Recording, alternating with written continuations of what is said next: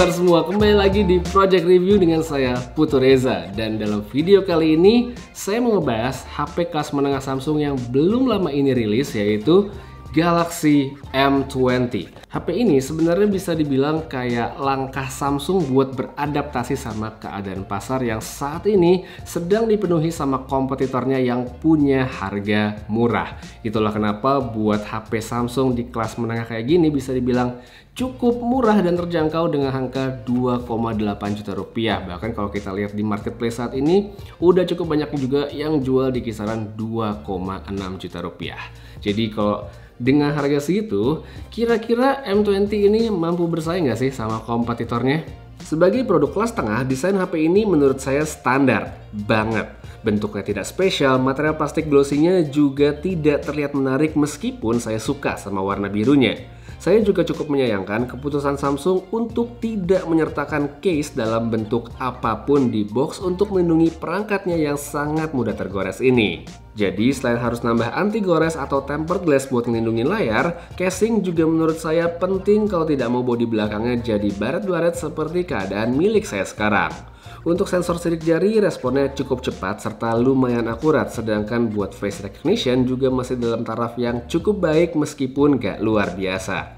Lalu pindah ke bawah, di sini ada mikrofon, speaker yang outputnya biasa aja, dan juga poin menarik dari M20 berupa port USB-C. Selain itu, charger yang disertakan juga sudah mendukung adaptive fast charging alias sama persis dengan yang ada di flagship Samsung seperti S9, Note 9, bahkan S10 sekalipun. Kalau dilihat dari perspektif HP kelas menengah, ini tentunya bisa dikatakan sebagai sebuah kemajuan.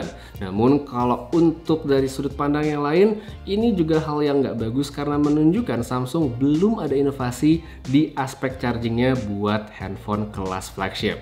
Sesuatu yang rasanya sudah harus segera dibenahi karena kompetitor Android kayak Huawei misalnya, mereka punya teknologi charging yang bagus banget. Lanjut ke soal layar, bagian ini adalah salah satu aspek yang sempat banyak dibicarain sekaligus dikhawatirkan. Resolusinya sih sebenarnya nggak masalah dengan 2340x1080, tapi gara-gara tulisan panel jenis TFT, langsung banyak asumsi kalau layar dari HP ini bakal jelek. Padahal TFT yang dimaksud di sini adalah PLS atau Plane Line Switching yang merupakan panel setara IPS dari Samsung. Kualitas visual yang ditampilkan juga jauh sekali dari kesan buruk dan tetap nyaman dipandang untuk berbagai aktivitas. Jangan dibayangin lah tampilannya bakal kayak TFT di HP zaman dulu yang jelek karena sama sekali nggak begitu kenyataannya, jadi nggak perlu khawatir. Kalaupun ada yang mau agak dikhawatirkan atau mau dipikirin, menurut saya soal performa lebih cocok menjadi sorotan. Ditenagai sama Exynos 7885 yang didukung RAM 3GB, sebenarnya udah menjadikan HP ini layak buat ngejalanin aplikasi yang umum dipakai sehari-hari kayak media sosial, chatting, atau mungkin browsing. Tapi kalau buat orang yang cari performa tinggi atau HP ngebut kayak buat main game, M20 rasanya bukan perangkat yang tepat. Bukan gak bisa sih, tapi kemampuannya terbatas sehingga user experience yang mungkin akan kurang maksimal di aspek yang satu ini. Di tempat lain, sebenarnya ada aspek lain yang lebih menonjol dan lebih dibutuhkan oleh lebih banyak orang, yaitu baterai besar 5000 mAh yang sudah mendukung fast charging. Soal daya tahannya sih emang bagus karena sulit sekali menghabiskan baterai HP ini kalau pemakaiannya tidak melibatkan main game. Ngisinya pun juga tergolong cepat untuk kapasitas 5000 mAh karena butuh sekitar 2 jam aja jika dimulai dari kisaran 10%. Terakhir untuk kameranya, M20 mengusung dua lensa di belakang, yaitu lensa wide 77 derajat dan ultra wide 120 derajat dengan resolusi 13+5 megapiksel. Sedangkan untuk di bagian depan hanya ada satu aja, yaitu dengan 8 megapiksel. Ngomongin kualitas fotonya, menurut saya ya oke lah, karena detailnya masih ada, dynamic range-nya pun lumayan saat dalam kondisi diaktifkan. Kehadiran lensa ultrawide juga jadi tambahan menarik bagi mereka yang mungkin bosan dengan konfigurasi wide serta tele. Namun satu catatan yang ada dari saya adalah soal white balance yang nggak konsisten seperti contoh-contoh berikut ini.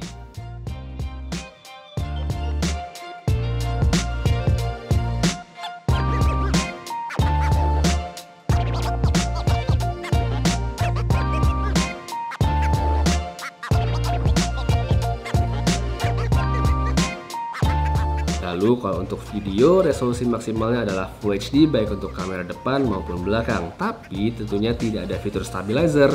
Jadi ya nggak perlu berandai-andai terlalu jauh karena menurut saya wajar aja nggak ada di handphone sejenis ini.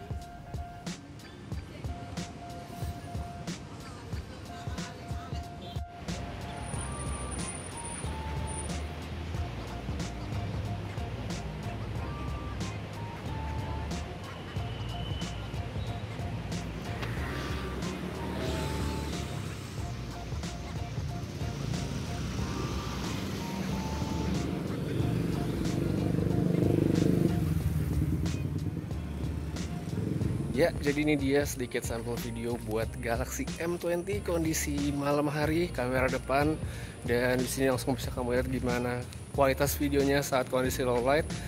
Audio juga bisa langsung denger, jadi silakan langsung dinilai aja sendiri. Kalau dari pengalaman saya setelah kurang lebih 2 minggu menggunakan Galaxy M20, menurut saya handphone ini memang cocok buat mereka yang membutuhkan perangkat dengan baterai besar guna mendukung aktivitas komunikasi sehari-hari. Aktivitas di sini yang saya anggap bukan kayak main game ya, tapi lebih kepada kebutuhan dasar komunikasi, kayak HP yang harus selalu aktif, misalnya di kantor, admin online shop, pengemudi transportasi online, dan lain sebagainya. Selain baterai yang besar, HP ini juga punya fitur fast charging yang akan sangat berguna jika harus mengisi baterainya dalam waktu yang singkat. Selain itu, layarnya juga oke buat multimedia, plus punya 2 kamera di belakang yang mampu mendapatkan foto dengan hasil yang cukup baik. Tapi kalau ngomongin performa, menurut saya ini adalah aspek yang paling biasa dari Galaxy M20. Bukan handphone yang cepat, tapi masih bisa digunakan dengan baik. Jadi kalau yang dicari atau diprioritaskan adalah baterai besar untuk kebutuhan komunikasi harian, menurut saya Galaxy M20 adalah HP yang layak diperhitungkan. Tapi kalau yang dicari adalah handphone cepat ngebut buat main game, maka ya sama-sama tahu juga di luar sana masih banyak sekali alternatif lain yang bisa dipilih. Jadi dengan begitu, saya rasa sekian aja dulu untuk review buat Samsung Galaxy M20. Terima kasih banyak udah nonton, dan buat kamu yang tertarik sama handphone ini, mau lihat lebih detail atau link pembelian, semua udah lengkap pada kolom deskripsi di bawah. Putu Reza pamit, sampai ketemu lagi di video berikutnya. Have a nice day.